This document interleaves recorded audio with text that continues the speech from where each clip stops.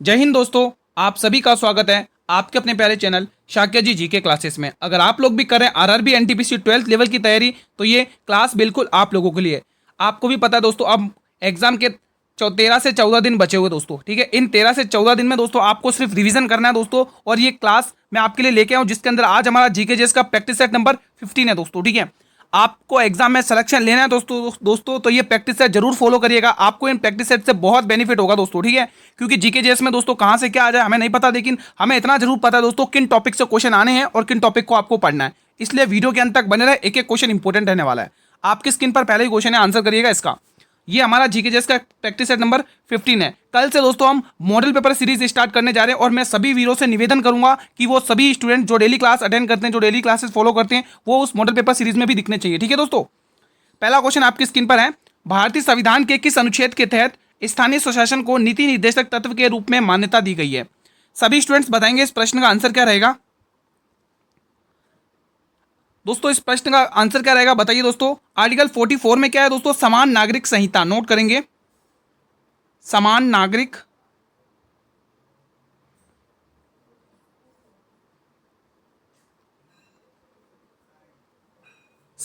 संहिता, article 40 इसका सही जवाब है दोस्तों। आर्टिकल 40 के तहत इसका क्या होता है दोस्तों? पंचायत का गठन होता है, एग्जाम में पूछा जाता है, ध्यान रखना। ये आर्टिकल 40 वाला, इसका जो क्रियाकलाप आर्टिकल है वो 243A है। ठीक है दोस्तों, ये ध्यान रखना। क्वेश्चन नंबर 2 आपकी स्क्रीन पर है। 1857 की क्रांति। दोस्तों यहाँ पे गारंटी की जगह क्रांति लिखी है, हमारे टाइपराइटर से थोड़ी मिस्टेक हो गई, यहाँ पे क्रांति लिखेंगे। ठीक है, अब इसको पढ़ेंगे। 1857 की क्रांति के दौरान अहमद उल्लाह शाह ने कहाँ का नेतृत्व किया था? देखो 1857 की क्रांति से रिलेटेड दोस्तों आप पढ़ के जाना, एग्जाम में क्वेश्चन पूछे गए हैं। देखिए दोस्तों, अगर हम मेरठ की बात करें स्टूडेंट्स, मेरठ में किसने किया? कदम सिंह ने। नोट करते रहेंगे, कदम सिंह ने नेतृत्व किया था। देखो किसने नेतृत्व किया दोस्तों, वो पूछा जाएगा एग्जाम में। और बिहार में अगर हम बात करें तो कुंवर सिंह। लखनऊ में क्या टिक करेंगे? बेगम हजरत महल।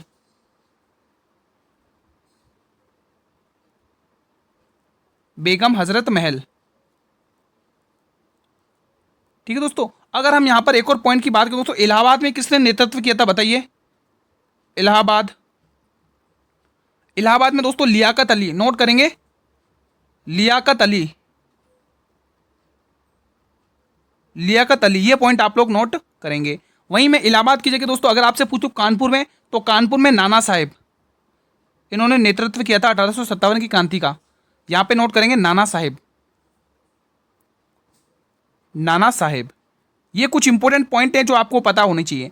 फ्रेंड्स इसकी जो पीडीएफ रहेगी वो आपको मेरे टेलीग्राम चैनल पर मिल जाएगी। अगर अभी तक आप लोगों ने टेलीग्राम चैनल को ज्वाइन नहीं किया दोस्तों, तो लिंक वीडियो की डिस्क्रिप्शन बॉक्स में गिवन है, आप लोग ज्वाइन कर लीजिएगा। फिलहाल इस प्रश्न का जो आंसर आएगा ऑप्शन नंबर ए आएगा, फैजाबाद में। ठीक है दोस्तों, तो ये पॉइंट नोट करते रहिएगा। और फ्रेंड्स अगर अभी तक आप लोगों ने इस सेशन को लाइक नहीं किया दोस्तों, तो सेशन को लाइक कर लेना दोस्तों। आप ही का सेशन रहता है, आप ही की क्लास रहती है, आप ही का चैनल है दोस्तों, तो लाइक और शेयर तो बनता है ना। कल से हम मॉडल पेपर सीरीज भी स्टार्ट करें दोस्तों, है ना, तो वो भी आपको अटेंड करना है। वो आपको देखो पता है दोस्तों, आपके एग्जाम के 10-11 दिन ही बचे, ज़्यादा भी दिन नहीं मानते हम तो 13-14 दिन ही मान रहे दोस्तों, गिने चुने। तो उनमें आपको सिर्फ रिवीजन करना है और वो हम डेली रिवीजन करवाएंगे आप लोगों को। क्वेश्चन नंबर 3, खेलो इंडिया विंटर गेम्स 2025 की पदक तालिका में कौन सा राज्य शीर्ष स्थान पर रहा है? महाराष्ट्र, गुजरात, राजस्थान या हिमाचल प्रदेश? सभी स्टूडेंट्स इसका आंसर करेंगे कमेंट बॉक्स में। क्या होगा इसका आंसर, सभी स्टूडेंट्स बताएं एक बार। खेलो इंडिया विंटर गेम्स 2025 की पदक तालिका में कौन सा राज्य शीर्ष स्थान पर रहा है? तो वो राज्य रहा है दोस्तों महाराष्ट्र। महाराष्ट्र की बात करें दोस्तों, अगर आप यहाँ के सीएम की बात करें तो सीएम कौन है दोस्तों बताइए? देवेंद्र फडणवीस। नोट करेंगे, देवेंद्र फडणवीस। देवेंद्र फडणवीस। ठीक है दोस्तों, और यहाँ के जो राज्यपाल हैं, गवर्नर हैं, गवर्नर का नाम बताइए दोस्तों। गवर्नर कौन है दोस्तों? गवर्नर, तो आप टिक करेंगे सीपी राधाकृष्णन। नोट करेंगे सीपी राधाकृष्णन, सीपी राधाकृष्णन। ठीक है दोस्तों, तो ये बेसिक पॉइंट आप लोगों को पता होने चाहिए। अगला प्रश्न आपकी स्क्रीन पर है दोस्तों, ये बताएंगे आप लोग। क्वेश्चन नंबर 4, मार्च 2025 में शाश्वत मिथिला उत्सव 2025 का आयोजन किस राज्य में किया गया था? बताइए दोस्तों, सभी स्टूडेंट बताएंगे। गुजरात, करंट अफेयर के क्वेश्चन मान लो ये, झारखंड, बिहार और उत्तर प्रदेश। आंसर बताएंगे आप लोग कमेंट बॉक्स में।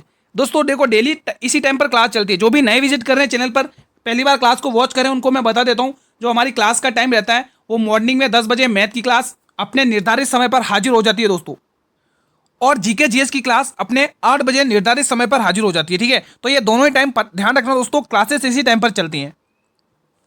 फिलहाल इस प्रश्न का जो आंसर आएगा वो गुजरात आएगा दोस्तों। और इसका दोस्तों किसने, इसका संबंध किससे दोस्तों, मतलब गृह मंत्री कौन, हमारे अमित शाह, उन्होंने वो करवाया दोस्तों, समारोह में थे। ठीक है, उपस्थित थे गृह मंत्री कौन है दोस्तों, आप लोगों को मोदी 3.0 कैबिनेट आपको मिनिस्ट्री अच्छे से याद होनी चाहिए दोस्तों, एग्जाम में वहां से भी क्वेश्चन पूछ ले जाते हैं। अमित शाह, ठीक है दोस्तों, तो ये फैक्ट आप लोग ध्यान में रखना। बढ़े अगले प्रश्न की तरफ। अगला क्वेश्चन आपके स्क्रीन पर है। फिलहाल ये प्रश्न बताएंगे, बहुत ही शानदार सा क्वेश्चन आपकी स्क्रीन पर है। मोहनजोदड़ो में सबसे बड़ी इमारत कौन सी थी? विशाल स्नानागार, विशाल अन्नागार, 2 मंजिला मकान या स्तंभ कॉल। फ्रेंड्स, अगर बेसिक बात करें मोहनजोदड़ो की तो 1922 राकलदास बनर्जी नाम ध्यान रखेंगे। ठीक है, और मोहनजोदड़ो की बात करें दोस्तों, यहीं पर दोस्तों कौन सी नदी है दोस्तों? सिंधु नदी। अब मोहनजोदड़ो की बात करें दोस्तों, तो इसी को दोस्तों हड़प्पा की जुड़वा राजधानी कहा जाता है। एग्जाम में इंपॉर्टेंट पॉइंट है, ध्यान रखना, हड़प्पा की जुड़वा राजधानी, ये आपको पॉइंट नोट करना है। और बेसिक पॉइंट अगर हम बात करें, इसी को सिंधु घाटी का बगीचा कहा जाता है। सिंधु घाटी का बगीचा इसी को कहा जाता है, सिंधु घाटी का बगीचा कहा जाता है इसको, सिंधु घाटी का बगीचा। स्वास्तिक चिन्ह के साक्ष्य मिले दोस्तों, स्वास्तिक चिन्ह नोट करेंगे, स्टूडेंट, स्वास्तिक चिन्ह। और पॉइंट क्या नोट कर सकते हैं आप लोग, एक तो ये टिक करेंगे स्वास्तिक चिन्ह, और अगर यहाँ पे दाढ़ी वाले महादेव यहीं पे मिले दोस्तों, मूर्ति ध्यान रखना, काशी की मूर्ति भी यहीं पर मिलती है, नर्तकी के ना, दाढ़ी वाले महादेव। तो ये सारे फैक्ट आपको ध्यान रखने हैं। ठीक है, इसकी पीडीएफ आपको मिल जाएगी टेलीग्राम चैनल पर, इसीलिए कह रहा हूँ टेलीग्राम चैनल को ज्वाइन कर लेना, रिवीजन अच्छा हो जाएगा भाई साहब। इसका आंसर आएगा विशाल अन्नागार। बाकी ये विशाल अन्नागार ये भी जो भी हमें मोहनजोदड़ो से ही प्राप्त हुई हैं। ठीक है दोस्तों, और इसकी लोकेशन पाकिस्तान में है, ये भी ध्यान रखना। बड़े अगले प्रश्न की तरफ चलिए, अगला क्वेश्चन आपकी स्क्रीन पर है। अभी तक आप लोगों ने चैनल को सब्सक्राइब नहीं किया, चैनल को सब्सक्राइब कर लेना स्टूडेंट्स, जो भी नए विजिट कर रहे हैं। वर्ल्ड हैप्पीनेस रिपोर्ट 2025 के अनुसार कौन सा देश शीर्ष स्थान पर रहा? भारत, फिनलैंड, जापान या अमेरिका? सभी स्टूडेंट बताएंगे इस प्रश्न का आंसर। वर्ल्ड हैप्पीनेस रिपोर्ट 2025 के अनुसार कौन सा देश शीर्ष स्थान पर रहा है? इसका सही जवाब आएगा Finland. Option number B will be the right answer. अब मैं आपको कुछ इंपॉर्टेंट फैक्ट बता देता हूं इसी से। वर्ल्ड हैप्पीनेस रिपोर्ट 2025 कौन जारी करता है दोस्तों? संयुक्त राष्ट्र सतत विकास समाधान नेटवर्क, ये जारी करता है। और ये 13वीं रिपोर्ट थी। कौन सी थी दोस्तों? 13वीं रिपोर्ट थी। फिनलैंड इसमें शीर्ष स्थान पर रहा, और जिसका खराब प्रदर्शन रहा है वो दोस्तों अफगानिस्तान रहा, जो कि 147वें नंबर पर रहा है। ठीक है, और अफगानिस्तान हमारे भारत के साथ 106 किलोमीटर की सीमा साझा करता है, इंटरनेशनल बाउंड्री, जो सबसे छोटी बाउंड्री है। अगर हाईएस्ट पूछ ले तो बांग्लादेश टिक करना है, 4096 किलोमीटर की सबसे हाईएस्ट बाउंड्री शेयर करता है। और बांग्लादेश में ही दोस्तों गंगा ब्रह्मपुत्र का सुंदरबन का डेल्टा आपको देखने को मिलता है, जहां पर बांग्लादेश में ही गंगा को पद्मा और ब्रह्मपुत्र को जमुना के नाम से जाना जाता है, और उनकी जो संयुक्त धारा मेघना आगे बढ़ती है। अगला क्वेश्चन आपकी स्क्रीन पर है, क्वेश्चन 7 आपकी स्क्रीन पर है। क्या कह रहा है क्वेश्चन? नाटो का मुख्यालय कहां पर स्थित है? बताइए, पेरिस, जेनेवा, ब्रुसेल्स या वॉशिंगटन डीसी? दोस्तों आप मुझे बताएंगे ये जो लंदन का जो पेरिस शहर है वो किस नदी के तट पर स्थित है? कमेंट बॉक्स में बताएंगे दोस्तों।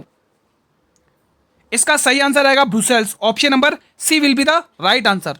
अगला प्रश्न आपके स्क्रीन पर है, क्वेश्चन नंबर 8, उपराष्ट्रपति के कर्तव्य और शक्तियों का उल्लेख किस अनुच्छेद में है? दोस्तों यहां पर हमने एक आर्टिकल लिख देते, आर्टिकल ई और लिख लो, आर्टिकल ई लिख लो, अनुच्छेद 65। ठीक है, अब ये 5 ऑप्शन आपकी स्क्रीन पर है, इसका आंसर बताएंगे आप लोग। 5 आर्टिकल आपकी स्क्रीन पर है। देखो आर्टिकल 64 क्या कहता है, हालांकि ये चीज मैं नोट करवा के लेके आऊं, तो आप बेफिक्र रहिए, इसमें मैं लिखने में समय बर्बाद नहीं करेंगे, डायरेक्ट आंसर टिक करेंगे। ऑप्शन नंबर ई 65 बिल्कुल सही है। अब ये कुछ फैक्ट आपके स्क्रीन पर लिखे हुए। सबसे पहले आर्टिकल 63, भारत का एक उपराष्ट्रपति होगा, जो बहुत ही इंपॉर्टेंट है। अनुच्छेद 64 पे तो आप डबल नहीं 3 स्टार लगा लो, कितनी बार हर एग्जाम में पूछा जाता है। रेलवे का तो फेवरेट अनुच्छेद है आर्टिकल 64। उपराष्ट्रपति राज्यसभा का प्रधान सभापति होगा, रेलवे का फेवरेट आर्टिकल है, इसको अच्छे से पढ़ लेना। आर्टिकल 67 कहता है कि उपराष्ट्रपति का कार्यालय और 5 साल का होगा। इस उपराष्ट्रपति का जो कार्यालय होगा स्टूडेंट्स, वो कितने 5 वर्ष का होगा। अगर हम आर्टिकल 70 की बात करें तो इसमें उपराष्ट्रपति के कर्तव्य और शक्तियों का उल्लेख है, ठीक है, तो ये ध्यान रखना। इसमें आर्टिकल 67 65 ही होगा दोस्तों, कर्तव्य और शक्तियाँ। 70 आर्टिकल हो सकता है क्या इसमें? आई थिंक 60, ये वाला ऑप्शन होगा दोस्तों, है ना, ये होगा कि 65 ही होगा, 70 तो नहीं होगा। नहीं, ये ऑप्शन सही है, ये ऑप्शन सही है, इसमें कुछ मिस्टेक लग रहा मुझे, ये ऑप्शन सही है। अगला प्रश्न, चलिए ये प्रश्न बताइए, अच्छन महाराज का संबंध किस शास्त्र नृत्य से है? कथक, कथकली, भरतनाट्यम या कुचिपुड़ी? सभी स्टूडेंट्स बताएंगे इस प्रश्न का आंसर क्या होगा, बताइए इसका आंसर। देखो दोस्तों, अगर हम कथक की बात करें, कथक और कथकली मतलब भारत का एक ऐसा स्टेट जिसके 2 क्लासिकल डांस है, वो स्टेट का नाम है केरल। तो Kerala is one of the states जिसके 2 क्या है, क्लासिकल डांस है। आप नोट करेंगे केरल एक ऐसा स्टेट जिसके 2 क्लासिकल डांस है, एक कथक और एक कथकली दोस्तों, है ना। अरे यार, मैंने ये कथक कहाँ लगा लिया, माफी चाहता हूँ। यहाँ कथक नहीं, मोहिनी अट्टम और कथकली है, माफी चाहता हूँ, ठीक है। कथक तो यूपी का है, यूपी का नोट करेंगे। एक बार मैं इसकी वो लिख देता हूँ, है ना, कथक, यहाँ पर यहीं पर मैं प्लस करके लिख देता हूँ, कथक और मोहिनी अट्टम, ताकि मुझे समझाना इजी रहेगा। मोहिनी अट्टम। अगर दोस्तों उत्तर भारत का एकमात्र शास्त्र नृत्य अगर आपको पूछे तो आप क्या टिक करेंगे? कथक, जो कि यूपी का क्लासिकल डांस है। अब ये दोनों कहाँ के फेमस है? केरल के। ये दोनों नृत्य कहाँ के फेमस है? केरल के। ऑप्शन नंबर बी, कथकली और मोहिनी अट्टम। और भरतनाट्यम कहाँ का फेमस है? भरतनाट्यम तमिलनाडु का फेमस है दोस्तों, तमिलनाडु का। तमिलनाडु। भरतनाट्यम कहाँ का फेमस है? तमिलनाडु का फेमस है, नोट करते चलेंगे। भरतनाट्यम तमिलनाडु का फेमस है। कुचिपुड़ी कहाँ का फेमस है स्टूडेंट? आंध्र प्रदेश का। नोट करेंगे, कुचिपुड़ी आंध्र प्रदेश का फेमस है, आंध्र प्रदेश। कुचिपुड़ी कहाँ का फेमस है स्टूडेंट? आंध्र प्रदेश। फिलहाल इस प्रश्न का जो आंसर आएगा वो कथक आएगा दोस्तों, अच्छन महाराज और बिरजू महाराज। कथक घराने से संबंधित और कथक नृत्य शैली से संबंधित। ध्यान रखना, एग्जाम का फेवरेट क्वेश्चन है, बिरजू महाराज का संबंध किस घराने से है, ठीक है, तो ध्यान रखना वो कथक घराना है। अब जैसा कि यहाँ पे देख पा रहे हैं, भरतनाट्यम के कुछ इंपॉर्टेंट कलाकारों के नाम आपको याद रखना जो स्पेशली एग्जाम में पूछे जाते हैं, जैसे रागिनी देवी हो गई, श्री देवी हो गई, हेमा मालिनी हो गई, कल्याणी अम्मा हो गई, जयप्रभा मेनन हो गई। ये भरतनाट्यम के कुछ इंपॉर्टेंट कलाकार हैं। टी बाला सरस्वती हो गई, है ना, रुक्मणी देवी अरुंडल हो गए, ये सब भरतनाट्यम के कलाकार हैं दोस्तों। कथक के जैसा कि अभी मैंने आपको बताया, बिरजू महाराज, लच्छू महाराज, अच्छन महाराज, सुखदेव महाराज, शोभना नारायण, कालिका प्रसाद और गोपी कृष्णन, ये सारे के सारे इंपॉर्टेंट है और रेलवे के फेवरेट हैं। एग्जाम में एक एक क्वेश्चन पूछा गया है, इसमें से एक एक क्वेश्चन जितने भी आपके पास नाम लिखे हुए हैं, ठीक है। हालांकि इसकी पीडीएफ मिल जाएगी, टेलीग्राम चैनल पर ज्वाइन कर लेना। मात्र और मात्र 13 से 14 दिन बचे हुए दोस्तों, मेहनत कर लो, जितना हो सके इस वीडियो को शेयर करिए अपने सभी स्टूडेंट तक और उनको बता दीजिए कि इसी टाइम पर क्लास आती है 8 बजे डेली। अप्रैल 2025 के लिए आईसीसी द्वारा पुरुष प्लेयर ऑफ द मंथ का अवार्ड किसे दिया गया? शुभमन गिल को, विराट कोहली को, मोहम्मद शमी को या मेहंदी हसन मिराज को? टिक करेंगे, इसमें से आंसर क्या होगा? आंसर अगर डी ऑप्शन टिक करे हो, Mehdi Hasan Siraj, your answer is right, बिल्कुल करेक्ट है दोस्तों, मेहंदी हसन सिराज। अगला क्वेश्चन, क्वेश्चन नंबर 11, बारिद ए मुमालिक निम्न में से किस विभाग से संबंधित है? बहुत ही शानदार क्वेश्चन है, बताएंगे आप लोग। देखो, गुप्त वंश के और ये मराठा में तो जो भी दोस्तों मतलब जो भी राजा थे उनके समय दोस्तों, जो भी प्रशासनिक इकाइयां हुआ करती थी, कोई भी जैसे कोई भी अस्पताल हुआ करता था उसको किस नाम से पहले बुलाया जाता था, कोई भी जैसे गुप्तचर विभाग हो गया उसको किस नाम से बुलाया जाता था, है ना, जो उनके गुप्त, आप जैसे कवि हो गए उनको और किस नाम से बना, ये एग्जाम में पूछ ले जाते हैं। गुप्त के अच्छे से पढ़ने और मौर्य वंश के अच्छे से पढ़ने और आपको मराठा साम्राज्य के अच्छे से पढ़ने, जो भी प्रशासनिक इकाई हुआ करती, दिल्ली सल्तनत और मुगल। दिल्ली सल्तनत और मुगल तो स्पेशली आपको टारगेट करना, ध्यान रखना, इन दोनों में जो आपको अच्छे से पढ़ना, जो भी प्रशासनिक इकाइयां हुआ करती थी। फिलहाल इसका ऑप्शन नंबर डी आएगा, गुप्तचर विभाग। अगला क्वेश्चन, उससे पहले मैं आपको जैसे और बता दें, दीवाने कोही ये एक कृषि विभाग था जो कौन लेके आया था? मोहम्मद बिन तुगलक दोस्तों। कौन लेके आया था? मोहम्मद बिन तुगलक। वहीं अगर हम बात करें दीवान ए वंदगान, ये एक गुलाम का पद हुआ करता है जिसे कौन लेके आया था? फिरोज शाह तुगलक। इसका नाम किसने दिया था? फिरोज शाह तुगलक ने। दार उल शफा, ये एक निःशुल्क अस्पताल हुआ करता था जो कौन लेके आया था? फिरोज शाह तुगलक। तो ये कुछ इंपॉर्टेंट फैक्ट है, आपको पता होने चाहिए। अगला प्रश्न आपकी स्क्रीन पर है, क्वेश्चन नंबर 12, निम्न में से किसे अकबर का अग्रदूत कहा जाता है? अलाउद्दीन खिलजी, दिल्ली सल्तनत का शासक। मोहम्मद बिन तुगलक, दिल्ली सल्तनत का शासक यानी तुगलक वंश का शासक। और अलाउद्दीन खिलजी किसका दोस्तों? खिलजी वंश का शासक। शेरशाह सूरी या फिर शमसुद्दीन इल्तुतमिश जो कि गुलाम वंश का शासक है। तो दोस्तों मैं आपको थोड़ा हिंट देता हूं, उसी को दोस्तों हजरत आला कहा जाता है दोस्तों, उसी को हजरत ए आला कहा जाता है दोस्तों, ध्यान रखना। उसी ने दोस्तों चांदी के सिक्के चलवाए थे, ये भी ध्यान रखना दोस्तों। उसी ने दोस्तों किसको हराया था दोस्तों, हुमायूं को, चौसा का युद्ध हराया था दोस्तों। और दोस्तों कौन सा, मच्छीवाड़ा का युद्ध भी हराया था, नहीं चौसा का युद्ध हराया था, और एक और हराया था बिलग्राम, जिसको कन्नौज का युद्ध कहते हैं, वो भी हराया था। अब काफी हिंट हो चुके हैं, अब हम डायरेक्ट आंसर की बात करेंगे। शेर शाह सूरी, जिसका मकबरा सासाराम बिहार में। सबसे पहला पॉइंट आप नोट करेंगे दोस्तों, इसको हजरत आला कहा जाता है, हजरत ए आला। इस पॉइंट को जरूर नोट करिएगा, एग्जाम में कई बार पूछा जाता है हजरत ए आला। वहीं अगर बात करें दोस्तों हजरत आला के बाद, इसका एक और पॉइंट आपको ध्यान रखना है, इसका मकबरा बहुत बार पूछा जाता है। इसका मकबरा, मकबरा मकबरा टॉम्ब, मकबरा कहां पर है दोस्तों, सासाराम बिहार में है दोस्तों, सासाराम बिहार। ये दो क्वेश्चन कई बार एग्जाम में पूछे गए, कई बार। सासाराम कहां पर है दोस्तों, बिहार में।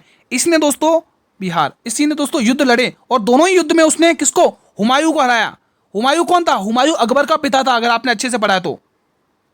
हुमायूं कौन था, अकबर का पिता था, है ना। तो अकबर का जहांगीर, जहांगीर का कौन था दोस्तों, शाहजहां, शाहजहां का औरंगजेब, तो ये ध्यान रखना। अब इसी ने दोस्तों चांदी के सिक्के चलवाए थे, जिन्हों चांदी के सिक्के चलवाए थे दोस्तों, चांदी के सिक्के, ये भी ध्यान रखना।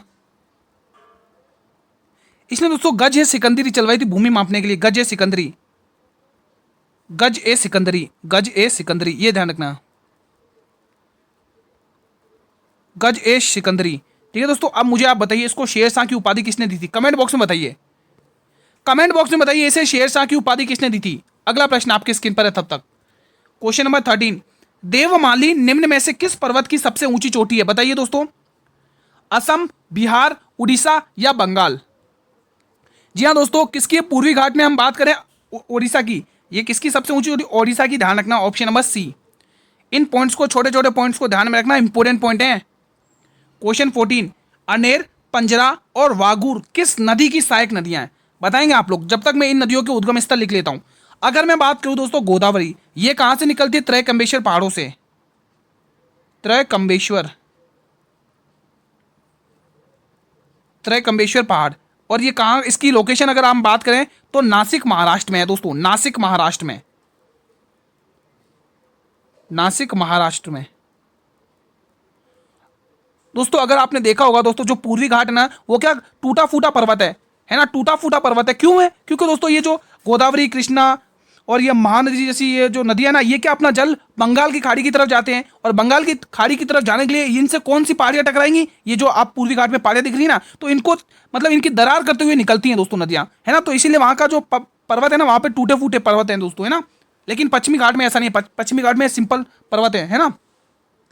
इसका सही, हाँ, महानदी कहां से निकलती है, सिहावा की पहाड़ियों से, छत्तीसगढ़ में, सिहावा पहाड़ियों से निकलती है, सिहावा पहाड़ियों से निकलती है, कहां पर, छत्तीसगढ़ में।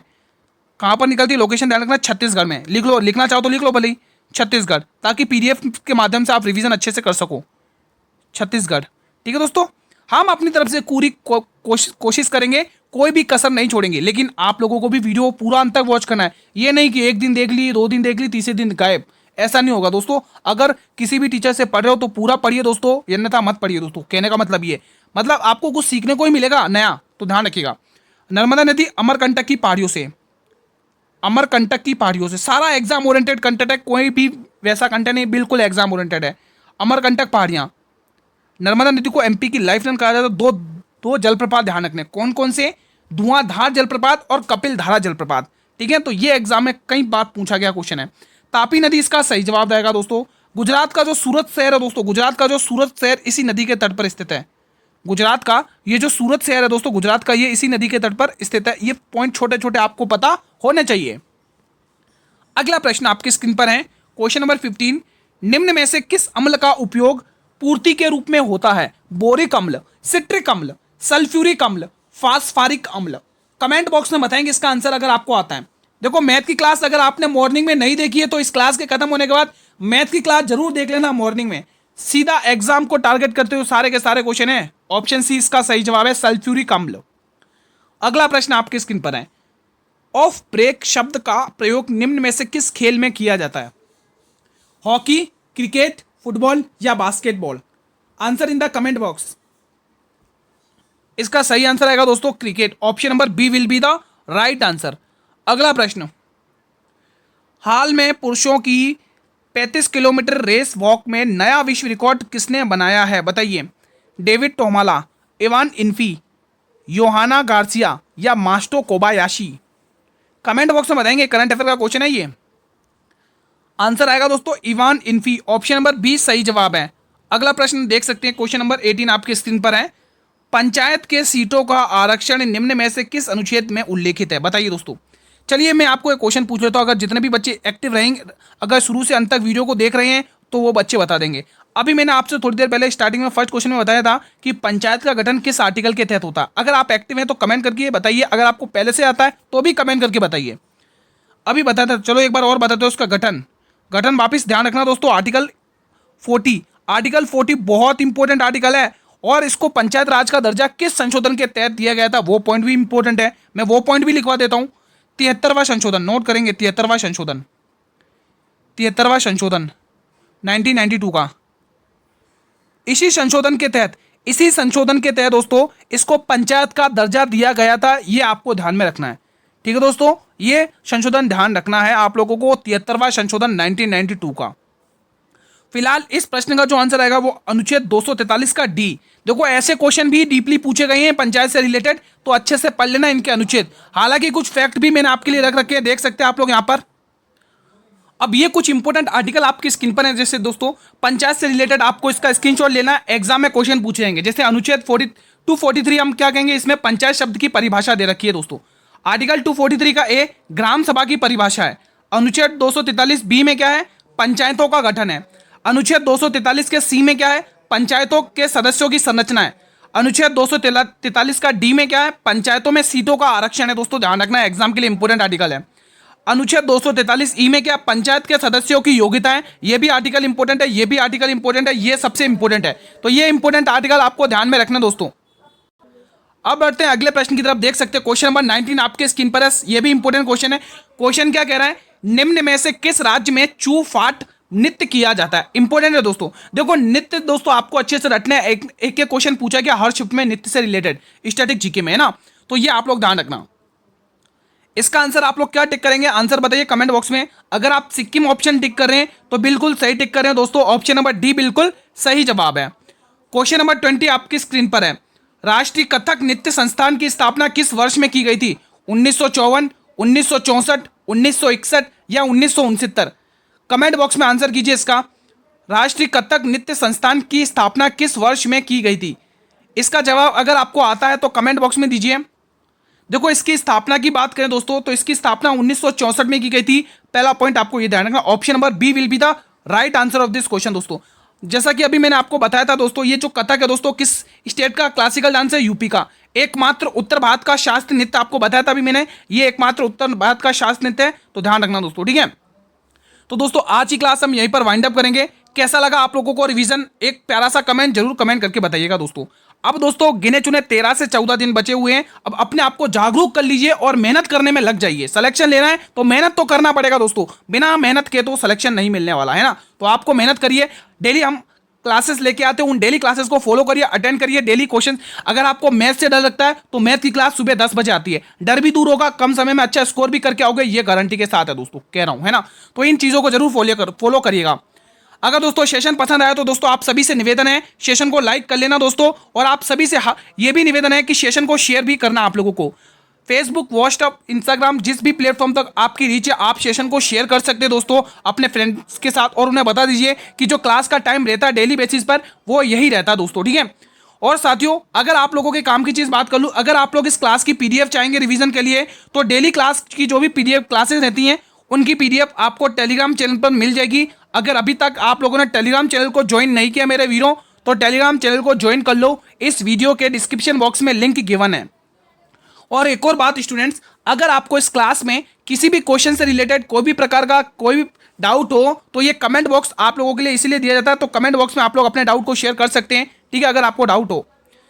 बाकी आपको क्लासेस का टाइम मैं बता चुका हूँ। मॉर्निंग में 10 बजे मैथ की क्लास आती है दोस्तों, और इवनिंग में आपके शाम को जीके जेस की 8 बजे डेली क्लासेस चालू होती हैं। और मैं आपसे एक बात और कहना चाहूँगा जाने से पहले, मैं आपको बता देता हूँ कल हमारे मॉडल पेपर सीरीज चालू होंगी, और जितने भी स्टूडेंट डेली क्लास अटेंड करते हैं वो भी स्टूडेंट उस क्लास में दिखने चाहिए। तो डेली 8 बजे जीके जेस की मॉडल पेपर की सीरीज चालू होगी, और सुबह मॉर्निंग में मैथ की मॉडल पेपर सीरीज चलूगी। तो इन सीरीज को फॉलो करिएगा, एग्जाम तक आपको जरूर बेनिफिट होगा, ये मैं गारंटी के साथ कह रहा हूँ। कल मिलते हैं इसी टाइम पर एक शानदार मॉडल पेपर सीरीज के साथ। तब तक स्टूडेंट्स, जय हिंद, जय भारत, वंदे मातरम।